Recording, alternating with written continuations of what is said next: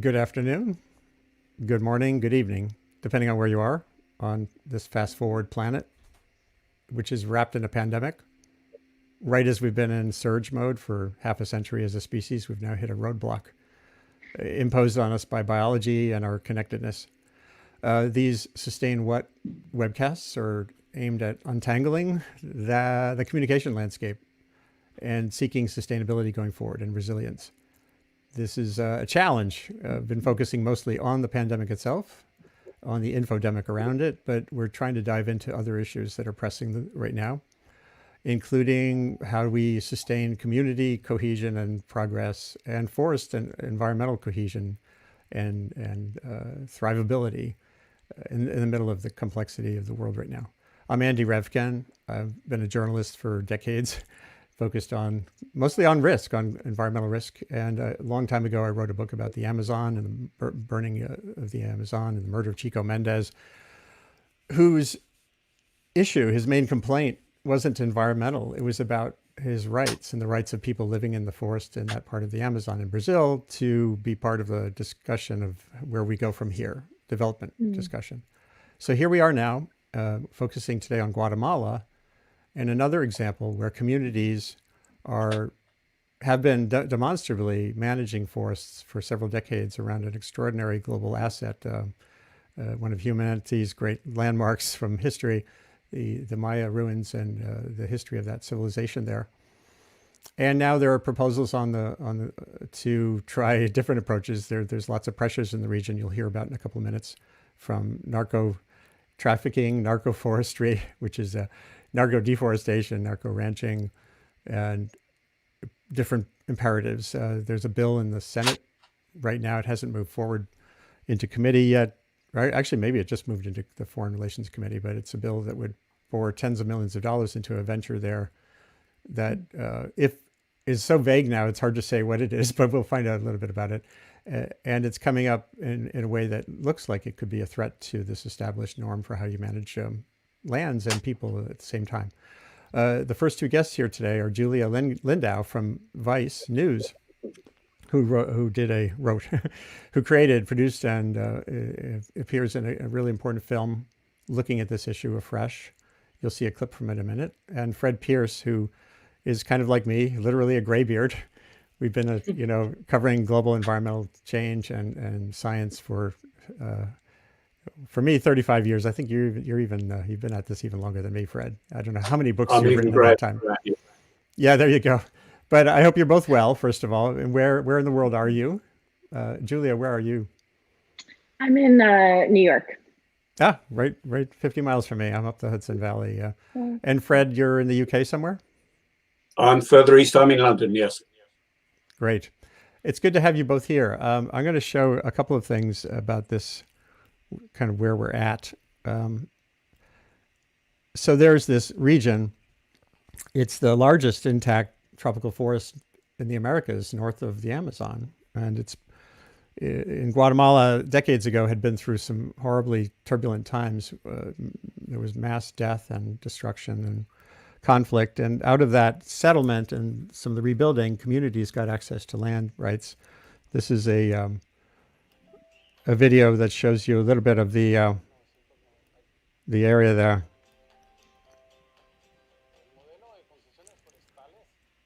So this is a case where there's management on the ground by communities with guidance and oversight and data sharing with the environmental groups to help maintain confidence in the projects.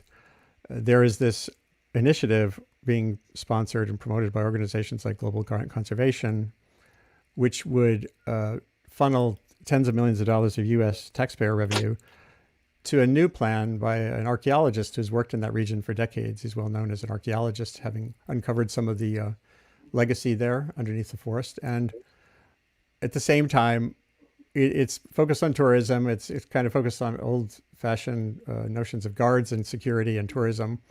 It's being supported in Congress by Senator Inhofe from Oklahoma, Senator Tom Udall from Utah, a Democrat. It's in an early stage bill that we'll hear about more in a minute.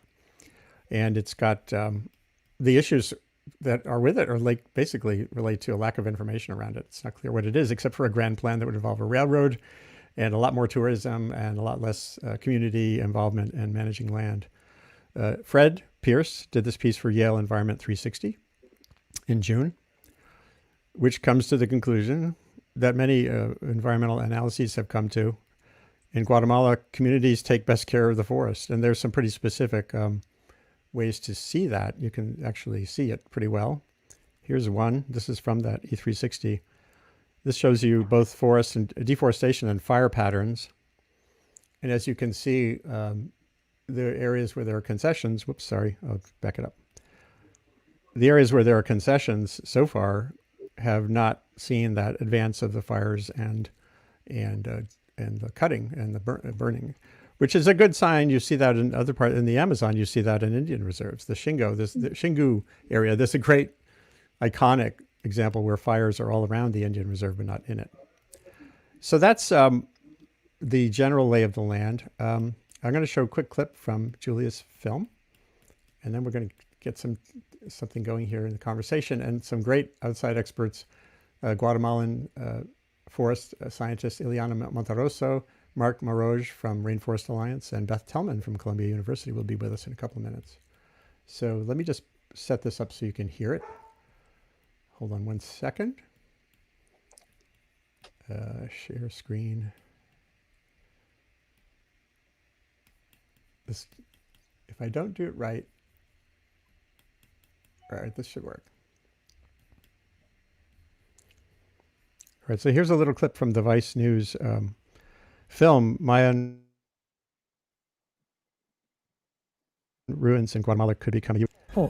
This is Richard Hansen. Oh, so beautiful. Who's the archaeologist. How old is this man-made mountain? 2,200 years old. How many people come here and want them more? Well, it's a 2 to 3 day hike one way in here. It's pretty rugged to get in here, or you take a helicopter, which takes a lot of money. If we put roads in here, the narcos will control them. The only thing that we found that works, that's sustainable, is a miniature train.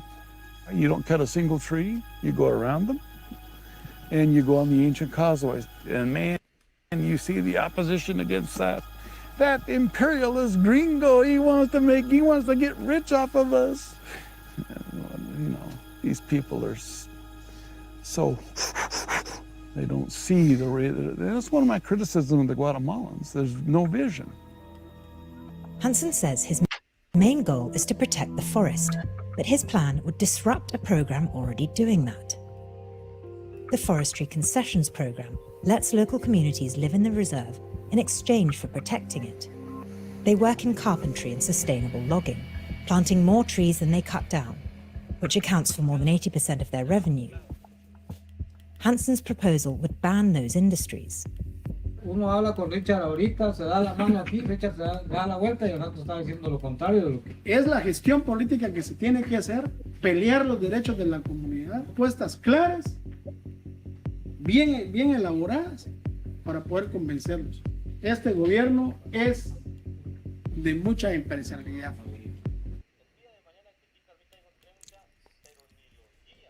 So, that's just a taste of it. It's a pretty powerful film in which Dr. Hansen lays out his own characteristics in ways that I think a lot of Guatemalans would find troubling. But at the same time, it appears that some of the elites in Guatemala are still pretty supportive of this project.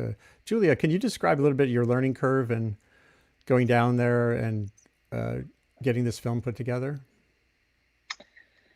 Yeah, I mean, it was a big learning curve, I guess. You know, it was hard. Dr. Hansen was obviously a little suspicious of us initially, but I think he also, you know, is very camera friendly, has done a lot of other kind of video appearances with National Geographic and brought, you know, famous actors into the Maya Biosphere Reserve to, you know, show his discoveries to the world. So, I mean, yeah, ultimately we wanted to try and get beyond those other appearances that he's been able to curate quite well. and go deeper into the proposal that he's been pushing for years, actually a couple decades. He, in 2002, I believe, convinced a former Guatemalan president to pass an executive order to create his basin initiative, and then it got blocked in the courts and never became a reality. So since then, he's been, trying to get U.S. politicians, powerful Guatemalan families, other people with a lot of sway in Guatemala to get behind his plan. And I think just because of the nature of the relationship between the U.S. and Guatemala, the U.S. has so much clout over Guatemalan politics and policies. The U.S. gives so much money and migration, etc. So, getting this Senate bill released and getting U.S. senators behind him, I think, has really brought him to the next level of thinking this could become a reality. Yeah, it feels like there's more reporting to be done here. Let's bring in Fred a little bit too, and what you learned. I still haven't seen a really deep dive from U.S. or Washington-based reporters on the Washington end of things here. So, Fred, what did you learn? You like me, you've been writing about questions like this for many decades. And is there a pattern here, and or what specifically about the situation here, Fred, did you find? It is, as you said in your introduction, it's part of a pattern which we saw with the whole saga over Chico Mendes in the 1980s, that land rights and environmental protection go together very strongly. And that if you separate them, if you try and take a land away from indigenous communities or indeed other communities working and living in and around the forests, then you tend to get bad environmental outcomes. And that includes trying to turn forests into national parks and state protected areas. The evidence from very large parts of the world, perhaps not the US, perhaps not parts of Europe, but much of the world, is that community management and community use of forests is a rather better model for conservation than strict Western world model of protection. And we have a kind of really good forensic example here. I mean, I'm a science journalist and I appreciate the chance to, if you like, have a great experiment here. Because back in 1990, in the aftermath of the Civil War, the government there wanted to create the Mayan Biosphere Reserve. And the original idea, as proposed by USAID, Nature Conservancy and others, was to have full protection for this whole large area of forest in northern Guatemala. But there was a lot of pushback against this because there were people living there, former Mayan people and other non-indigenous people using the forests. And they said, hey, what about us? So in the end, there was a compromise was reached in which more or less half of the biosphere reserve was set aside for conservation and the other half for community management, including sustainable or proposed sustainable forest use. Environmentalists were not very happy with that, but they went along with it. So 30 years later, we have the result of this experiment, and the result is that the areas theoretically under tight protection are being decimated by outsiders coming in, cattle ranchers, many of them funded by the narcotics business. So this huge, some of the fastest rates of deforestation in the world are going on in the supposedly protected areas, while, as you pointed out, the community-run forest areas are the ones that are being protected. In this area, only 1% of the fires that happen every year happen inside the community areas, whereas one of the largest national parks within the reserve has lost 30% of its forest in the last 30 years, virtually no forest loss in the community areas. So it's a brilliant experiment, okay, in one place, but it exemplified anecdotally in many other places that community management of forests and other parts of nature really does work, and actually very often works better than, if you like, state-funded projects, which for many of us look a little bit like land grabs, like green grabs, taking away the land from local communities. So, it won't work everywhere, but sure as hell it seems to work here. Right. And does that kind of sit with what you saw, Julia? Yeah, and this report, which came out, I think, a month after ours, I really appreciated, and it goes further than our report, I think, in just laying out clearly the difference between areas that are protected by the communities versus those that are not. I mean, I think probably our Rainforest Alliance guest can speak to this more, but I believe I remember some people when we were in Carmelita telling me that delegations from other countries, from South America, Asia, have come to kind of witness this model, because I believe it's one of the first like this in the world, and other countries are considering ways to try and replicate it in a way that would work in their own country. So that's a good segue to the next round of guests who we can bring into the conversation here. And I see some good comments and questions coming in that I will share in a minute. So here to join us is Ileana Monterossa, who is a Guatemalan scientist at C4, which is a Center for International Forestry Research. She's in Guatemala City, close to this situation, has written a bunch of reports that if people go to the homepage for Sustain What, for this event, you'll see some links to some of that. Great to have you here. And as you heard, Mark Maroj is here, who's a Latin America director for Rainforest Alliance, which has been developing ground-up community-led plans for forest conservation since the late 80s. I got to know the founder right when that organization was getting started, Daniel Katz, back when we were both much younger people. Great to have you. And Beth Tellman, who's a researcher at Columbia University here, one of the branches of the Earth Institute. I think you're headed to a new academic home soon, if not already, Beth. And you've been looking very closely at the drug trafficking aspects here. You know, this isn't like some pretty picture of a static situation with people, you know, sawing mahogany that gets into Gibson guitars. Well, not Gibson, Taylor guitars. There's lots of other dynamics there, some of which are really troubling and problematic. So it's great to have you all here. Maybe we'll start with Ileana. You just had another great discussion yesterday with journalists about what's going on. So Ileana, for the outside world, again, it's hard to get a quick picture of the Guatemalan complexity. And maybe you can kind of quickly sketch when you see what's been going on there for the 20 or so years in these communities and the dynamics today, what comes to mind as a path forward? Mm-hmm.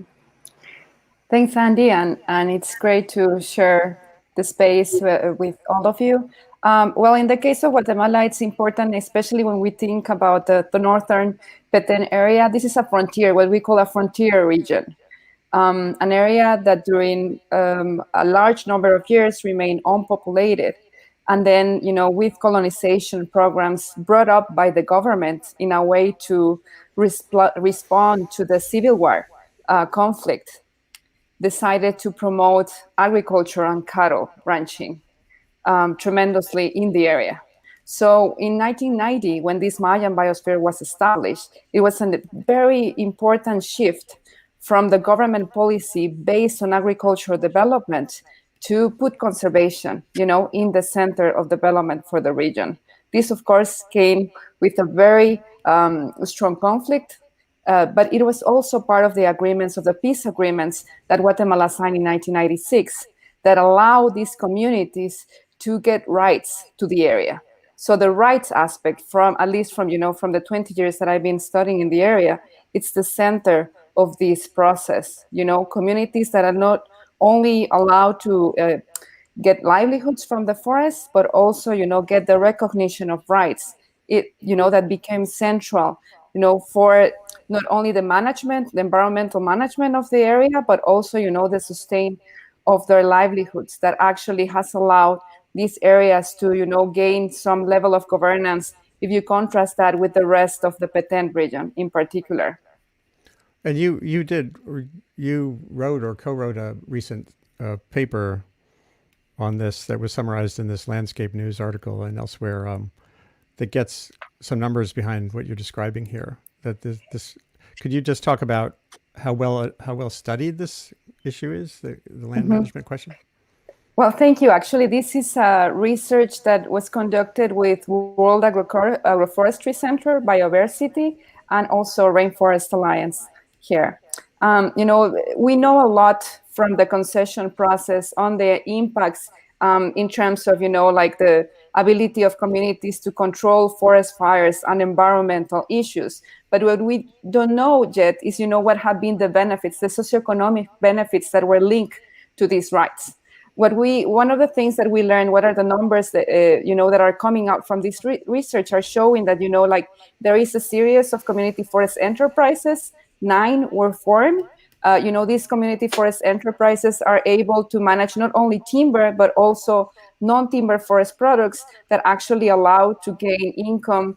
And in terms of the numbers, these community forest enterprises, generate more than $5 million.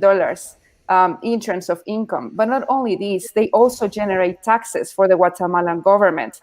And our analysis shows that more than $2 million have been paid on taxes to the Guatemalan government, plus the investments, which is another key aspect from this research, showing how the income, not only for employment opportunities, but also from the dividends that are shared within these community forest enterprises, have allowed communities to reinvest in issues like health, education. And this is very central, especially in an area where government institutions are largely absent. Right. So that self-sufficiency is really vital. And the model, I guess, unless I'm missing something, we'll get back to this toward the end too. The proposal that Dr. Hansen has put forward is, I still haven't seen anything online that gives any detail about it. I've seen, tourism can generate thousands of jobs, period, but not where this railway would go, how limited would the rights of locals be. Am I missing? Is there a detailed version of that plan out there anywhere that anyone has been able to dissect? Not that we are aware of. Actually, that's something that was also reported by the government in a recent statement that was published in late June, that they're not aware of any project proposal that has been presented to the government. But there's one aspect, especially linked to the research that we have done, that actually shows in terms of the proportion of people that are dedicated to tourism, it's very, very low. We have less than 1% of the income that from these households is, coming from tourism. Versus, the income that is coming from forests is about 40%. So that's a very important contrast in terms of, some of these statements. Let's widen the picture a little bit to some of the other issues that are out there. Hold on a second. I just had something here I wanted to show, but I'll wait on that in a minute. So Beth, describe some of the complexities related to drugs and where Guatemala is right now with the drug trade and how that plays into land use and corruption and those levels. You've done several papers. You do a lot of the analytical work along with others on those dynamics. Yeah, thanks. So there's been a research team for the past couple of years that have been tracking the process and the relationship between land use change and the increase in narco-trafficking in Central America.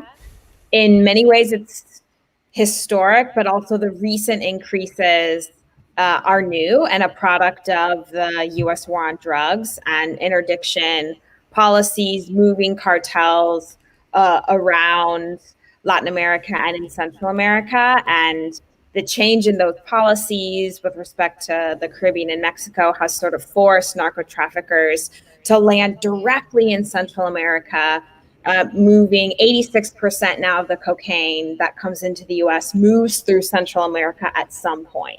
Right. And when it moves, it aggregates value. About $10,000 per kilo in value are aggregated in cocaine as it moves through Central America. And that money needs to be cleaned. And one of the primary ways that those profits have been laundered have been through cattle ranching and forest activities.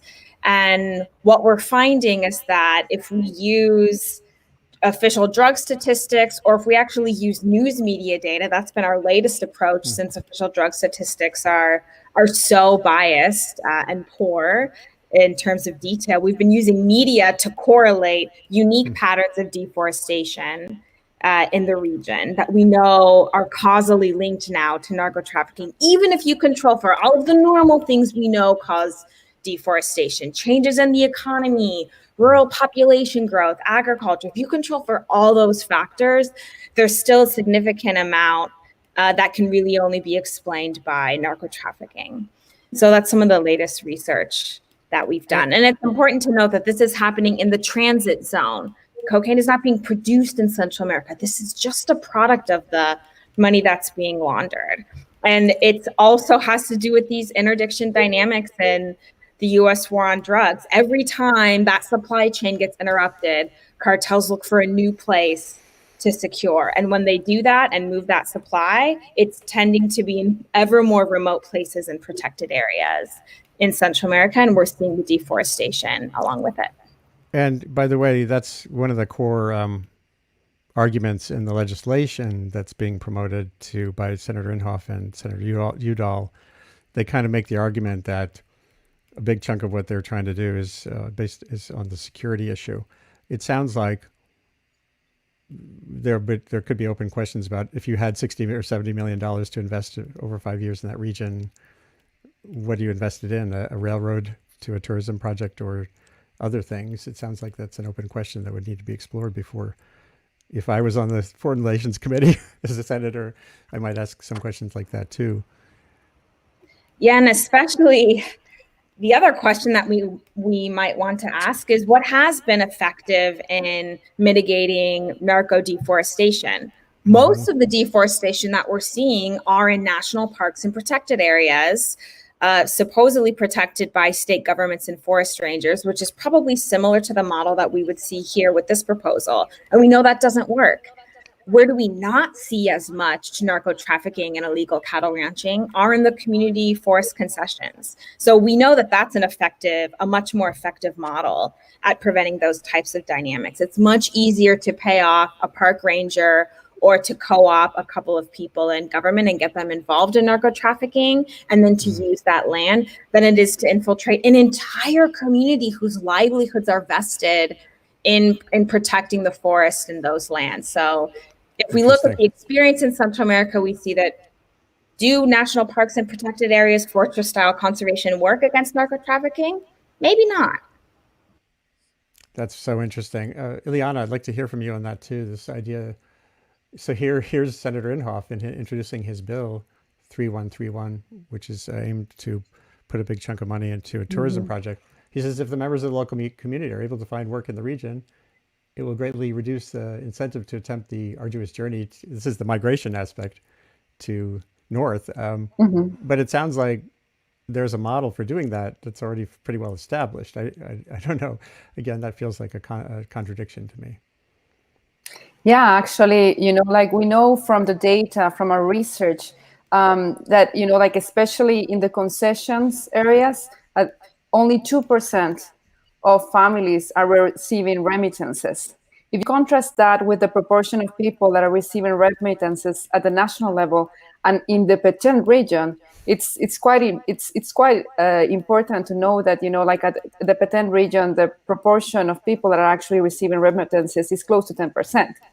So that's an important difference, already showing that people and families in the concession areas are able to stay, like they're remaining because they have the incentive, they have the employment opportunities, but they're also, making decisions over these areas.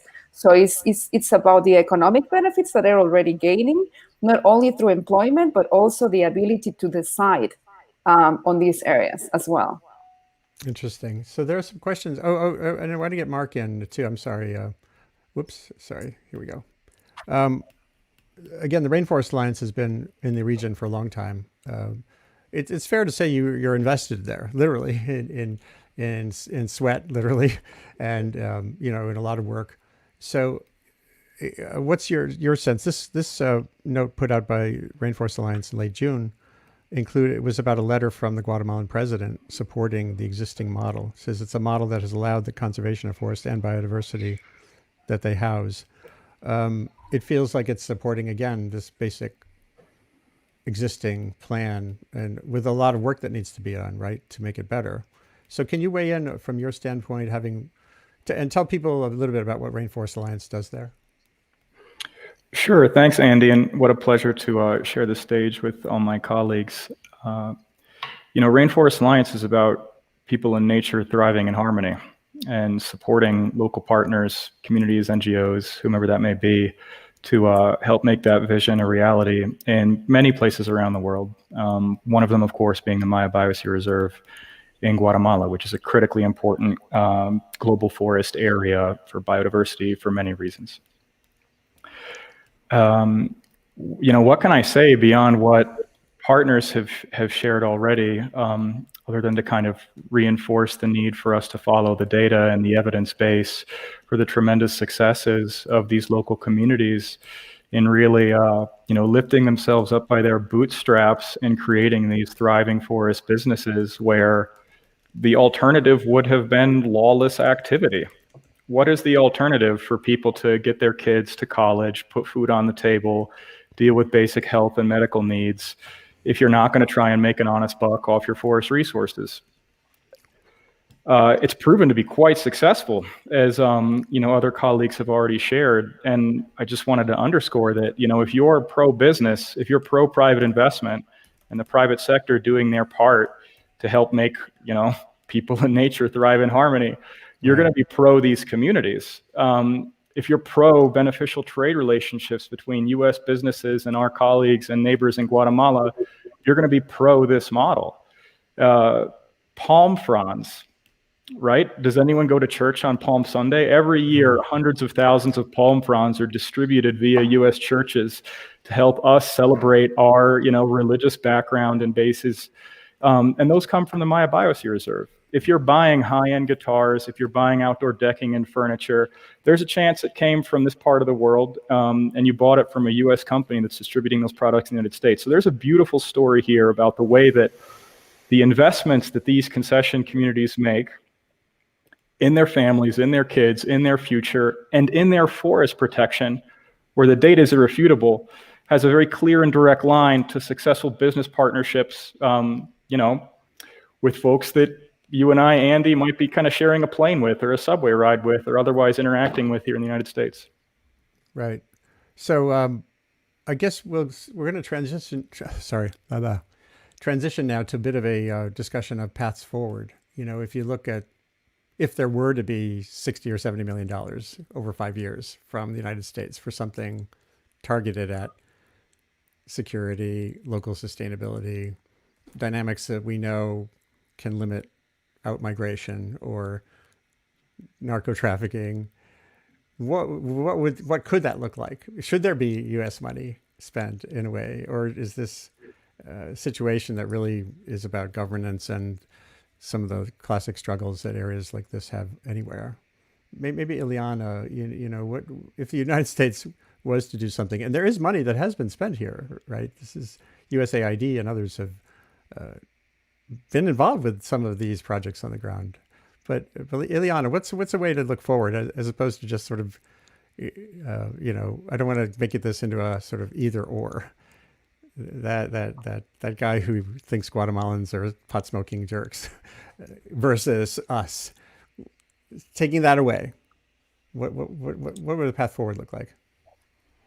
Well, I think it's very important, first, before going forward, to know where we're coming from. And what this case shows us, in the case of Guatemala, where what you hear is not a positive example as this one, is that this case was a compromise solution that allowed to bring in not only communities, but also governments and private sector actors, in a way where you can, agree on different interests and provide benefits, in the best way possible. As we say it, it's the best win-win situation that I have seen in terms of conservation and development. We know the interests are very high, the stake in the area. This is a very, politically speaking, there is a lot of conflict going in. If we want to continue, like continued supporting this compromise solution, we need to also value, what we have gained so far and what is at risk. There's already a lot of investment not only coming from USAID, but from other international donors. The communities have invested. The Guatemalan government has also invested here. Like we cannot lose those investments in the way forward. We need to build on those that actually, could allow not only to continue with what we have in those areas, but also see what we can do with others that are being affected by the lack of governance. So that's the way I would see it. Like we need to make sure that we're including all of these different actors in the way forward. We need the government, we need the communities, we need, of course, the private sector, but that is possible. And this case show us that is actually possible, even in Guatemala. Andy, can I tell you where I think I would spend the money? Oh, yeah. Yeah, go for it. I would spend it at home. I would spend it on trying to reduce demand for the narcotics that are driving much of the illegality and the deforestation in Guatemala. And I would spend it on improving the legislation at home on importing sustainable timber and other forest products. So I would be trying to give an extra leg up to the people who want to make guitars out of sustainably produced mahogany in Guatemala or other products elsewhere. So I wouldn't think that I would want to spend the money in Guatemala. I'd want to spend it at home, reducing the damage that American demand is making, the damage that it's doing to the environment in Guatemala, and on improving, if you like, the good side of what the US can do to use its markets to support sustainably produced forest products. That sounds like this is a classic issue, of course. It's a systems problem, and we're pretty bad at systems thinking and systems doing. I've been making that case around the pandemic, and climate change is a huge example of a complex systemic issue. This idea of getting at the drivers of versus the symptoms on the ground. Beth, does what Fred said, it seems to mesh a little bit with what you said about drugs, the drug pressures in Guatemala. Yeah, and thinking about, speaking of systems thinking, I think it's recognizing that conservation policy ends up being drug policy and vice versa, that the two are interlinked. We really have to think about where and how we want to invest in changing both of those things. So I agree with Fred. On one hand, I think we need to think about demand side drug policies and those policies in the United States, and recognize that all of the taxpayer money that we're spending on interdiction hasn't reduced the amount of supply of cocaine that's gotten into the United States. It's maintained at a steady level of removing 7% of the volume of cocaine, despite all of the investment in trying to disrupt operations. And we published a paper on this in Proceedings of National Academy of Sciences about a year ago, that it's actually made narco-trafficking more widespread and more difficult to eradicate because we've created a complex adaptive system in this cat and mouse game where cartels move into increasingly remote places. So I think we need to rethink doing that and invest in demand side policies instead. But I also do think that continued and sustained investment in forest community concessions and in those models needs to continue. When I was doing field work in Guatemala, there was a contingent from Colombia who came to see the community forestry concession model to think about how they could use that in their own peace process and mitigate the deforestation problems in Colombia. There's ongoing conversations right now in Honduras on titling indigenous territories and what are those governance models going to look like. So I think we should be investing in other places also in Central America and Latin America, kind of helping to understand what this model could look like in other places would be much more effective for conservation.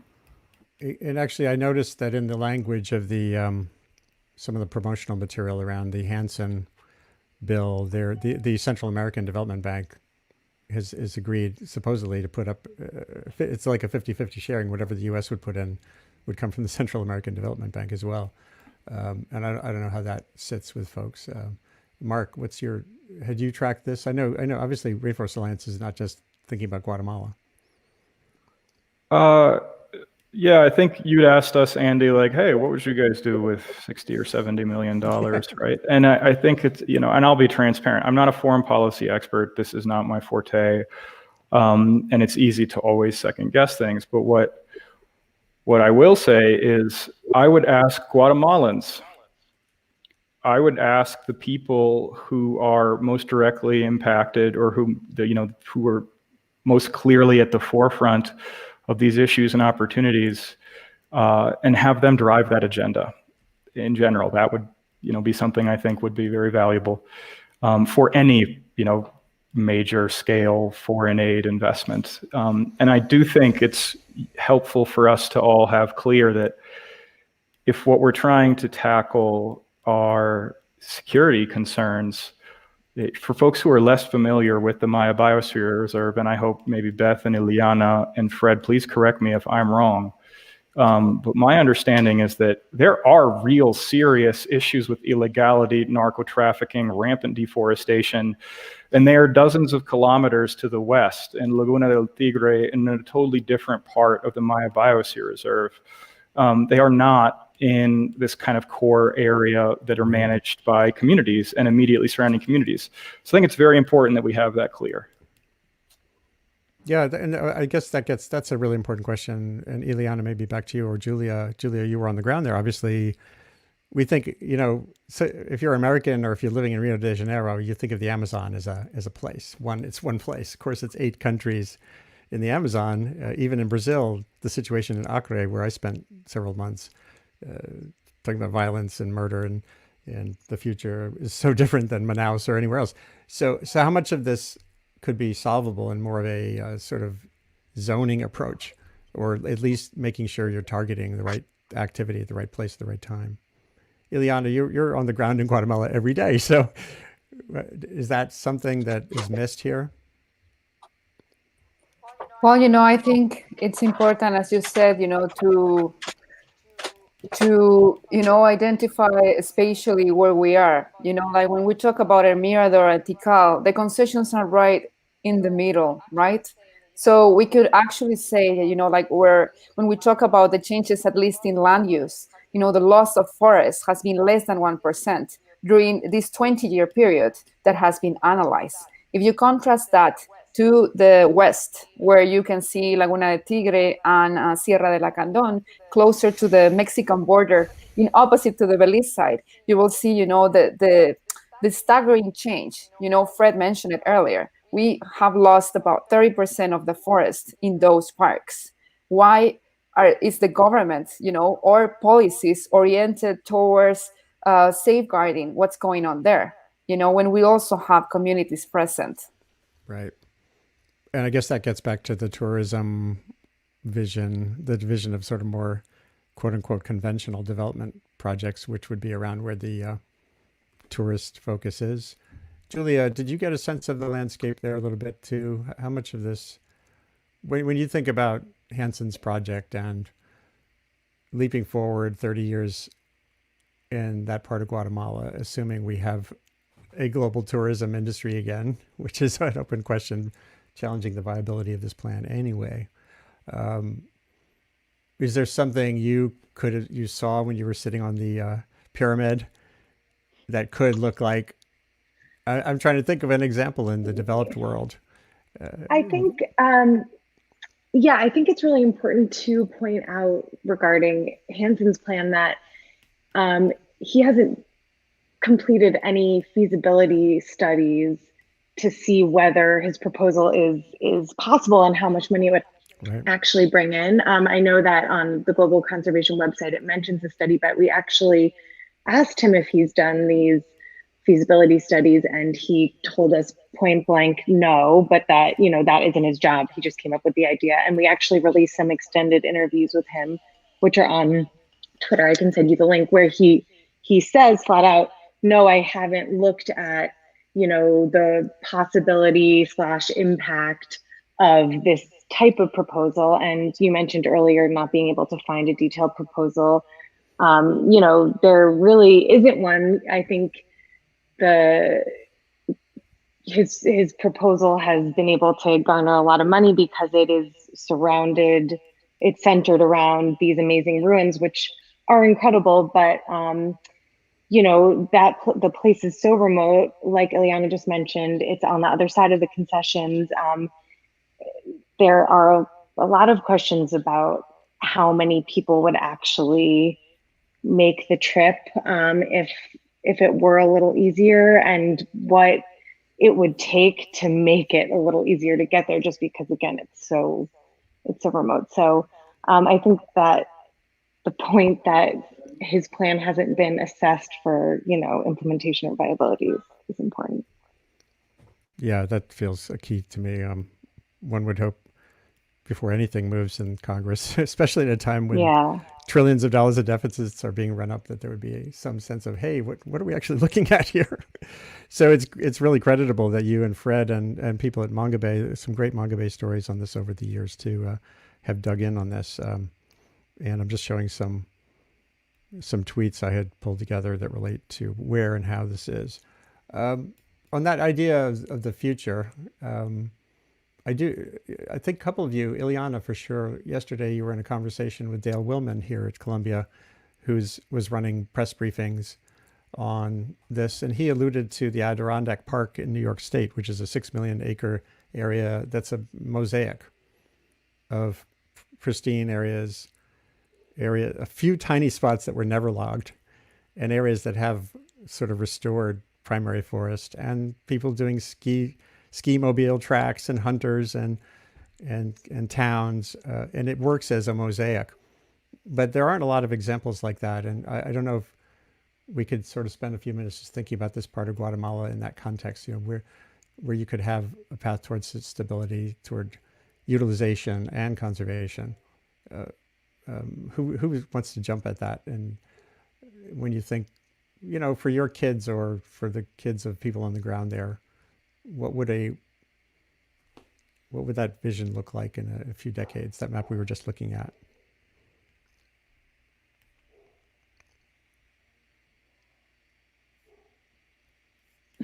Well, I don't think there have been a lot of Guatemalans actually that even have been able to visit Tikal, just to say, to mention an area that is closer to the, in the Mayan biosphere and accessible. As was mentioned earlier, El Mirador is a 3-day walk through the forest. Yeah. There are no roads here. And the reason why there are no roads is because it's a protected area. And, there are communities living in those forests, and they're taking care of those forests, and they are investing in those forests. And it's not only for them, of course, they get benefits, but it's also, benefits that are gained at the broader Guatemalan society and even larger, right? I think it's also very important to see, the different scales of investment that are going on here, and the gains that we also get. But this has not been easy. It took us 20 more years to get here, but it's still at risk. These concessions are 25-year contracts that need to be renewed. So the Guatemalan government at this point, in terms of the future, I think the first thing that I would say is for the government, we would need to get those contracts renewed. And also, as was mentioned earlier, the importance of bringing in those communities, those community forest concessions. There is a lot of organization, social organization developed from this process. It's very important to bring them on the table and also to involve in this process of decision making. To start thinking about the future. How important was it that the government did just recently approve one 25-year extension? I think there's 8 to go. Is that right? It's roughly. Yes. It looks like there is some momentum. At least there was. Yes, indeed. And I think, the June statement that was published, it was really big because it was not only the National Council of Protected Areas, it was also a commitment from the Ministry of Culture, which is the one that manages the archaeological sites. And it was published by the Foreign Affairs Ministry. So coming out from a region that has a lot of interest, different interests from the illicit economies, this is a major commitment that the Guatemalan government is showing. Now we need to step forward and make sure that the other contracts that are remaining also get renewed. Those are 8, as you said. So hopefully that happens really soon. There are some questions that came in that I've been waiting to get to. So let me pull some of those onto the screen. And thanks again, everybody, for taking your time today to connect with a fairly wide audience here on Twitter, Facebook, YouTube, and LinkedIn on this important question. We'll be posting some more information at the Earth Institute blog, consolidating these 2 days of discussions about this we had yesterday with reporters and today here with you and the public. Let's see. And let me just switch the camera setting here. So someone who goes by Mergatenerik on Periscope says, what stakeholder meetings took place with those resident in the reserves? I guess that's in the context of the plan for the bigger project, which I think basically means there haven't been any yet, or have there? Has Hansen done much outreach to communities on the ground? Maybe Julia, what did you see as a reporter there, in terms of them? Was there a claim that they're being engaging? And I know there are some supporters. There are some organizations, whether they're what we call AstroTurf or not, that are supporting him.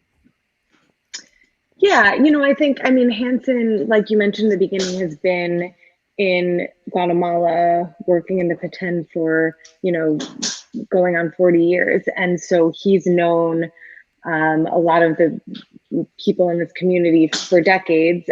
He was against, the initial establishment of the concessions in 1996. And, since then, I think he's, based on my reporting, speaking to people who used to work with him, he's had a pretty antagonistic relationship with a lot of members of ACOFOP and other people who live in the area. And that's been exacerbated by, his decision to kind of push ahead with this plan. He did, go and ask for support for his proposal, but when the bodies that represent the people who live in the concession communities said that they didn't support the proposal the way it was, their relationship has been strained since then. Mark and Ileana, I don't know if you have more to add. Well, yeah, I don't want us to personalize any of these issues at all. So I'm not going to comment on any of that. I think the point is just what's good practice in, foreign policy and the development of any kind of large scale conservation and development initiative. And, Fred already documented that, there was an attempt to kind of push something out in this part of the country back in the early 90s, and there was mass civil unrest because it would have excluded thousands of people. So I would just kind of anticipate that in general, regardless of the specific geography you're talking about, whether it's the Maya Biosphere Reserve, the Congo Basin, Indonesia, the Amazon, you want the local people in places that you're trying to benefit to be in the driver's seat for setting that agenda. That's the history of the Amazon certainly shows that that's true, and basic governance and protection. There was a question, whoever this Merga Tanerek is also said, what are the local stakeholder needs? Investing in supporting education, health, housing helps? No, I would say that seems to be implicit. It fits with what Beth was saying earlier about a couple of things. Also says renewing the concessions. Yeah, that would be one. There are many. Everything that thanks for whoever's writing that. Great job. Yeah, those kinds of issues. And just to signal one very clearly, ensuring that land and resource rights are retained and strengthened into the future in the long term would be one that rises to the top. That makes a lot of sense. And there's a ton of history behind that too, when people don't have security in terms of their rights on property. Things go wrong. That's true in favelas and Brazil, or anywhere where you don't actually have a right to the land under your feet. And as you say, well, certainly in the Amazon, again, in Portuguese, there was the direito de posse, the right of possession. People who had been using the land productively for decades had a solid case in court, and the law underlying that goes back to like Charlemagne, or say it goes back hundreds and hundreds of years through European law, that you get a right of possession from productive use of the land. And here, that alone seems pretty well demonstrated. There's comment away. I'm just going to post another comment or two here from the audience. If I may add, there was a question on the insurance, and I think it's linked to this idea of 10-year security in the long run. I think we need to remember that after all, these concessions are within a protected area. That means that the land, the forest, it's public land. So, these rights depend from the government's decision of renew. That's why we stress so much this renewal process, but because the rights, the long-term rights and the ability to invest and therefore to get insurance over the investments, it's linked to the possibility of extending those rights in the long term. So, this is very important, and we already have proof in terms of research going on showing that investments are possible, public-private ventures that have been done linked to this timber and community forest enterprises that have actually have been able to link with private banks, but with the government support. So, this is a joint effort. It's about the communities, but it requires government commitment as well, and other partners, private investors that are willing to jointly build on these processes. Here's a question in Spanish, and while I speak some Portuguese, I sadly, regrettably, don't speak Spanish. Mario Roberto John Morales. Maybe, Ileana, do you want to, if you can see it well, could you recite it and then offer a response? Well, it's actually a comment, and they're sharing some further information on the community forest concessions. And I think that's a great invitation, to learn more about not only the concession process, but also about the organizations behind it, the community forest enterprises, and others that are at the local level that are managing forests. So thank you for sharing. Sure. And here's a U.S. politics question. I'm not sure it's easy to answer without having Senator Inhofe or Senator Udall in the room. What do you see as the strings attached to U.S. aid?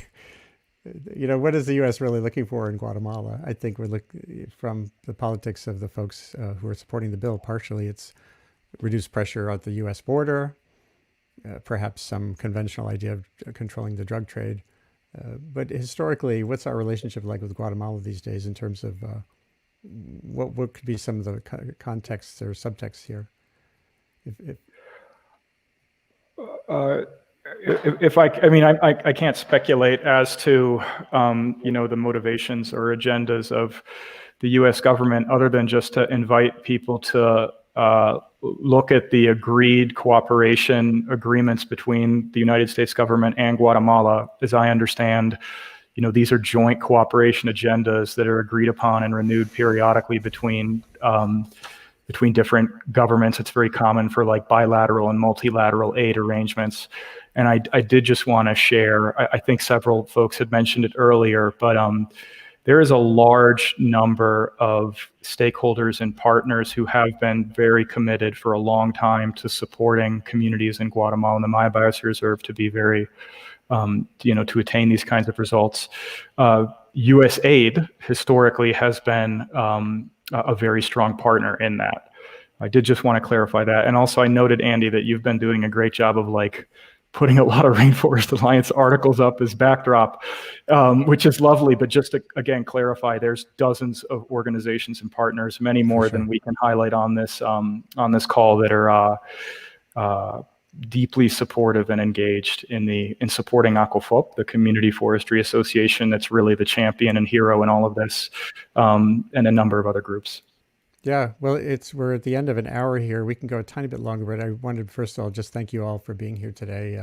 Julia Lindau from Vice, Fred Pierce, longtime journalist and author from the UK, and with an article in EL E360, Ileana Monterossa in Guatemala City, who works at the Center for International Forestry Research and is deeply dug in on the forest futures, ?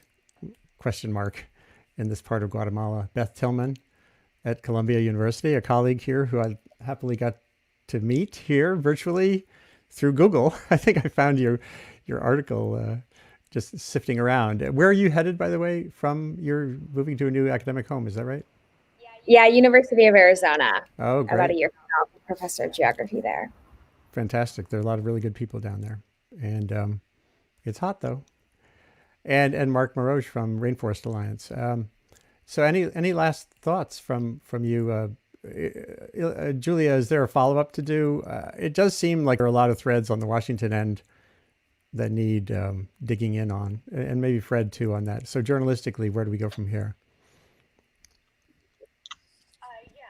Yeah, I mean, definitely we wanted to we tried to find more connections and just didn't have enough time, but I definitely think there's room for a lot more reporting. I'd be happy for anyone else to, dig into, but we will keep trying to find, motivations and connections. And Fred, are you sticking with any aspect of this story at this point? There's so much to write about these days, I know. And that's one of the challenges with these issues. I'm looking more generally at the whole issue of land rights and conservation, which I think is a very, very rich area to explore. On the subject of Washington, you're absolutely right. There's some reporting that really does need to be done, especially if this is a serious proposal, which it sounds like it is. I always hate it when the rest of the world is hanging on the politics of Washington.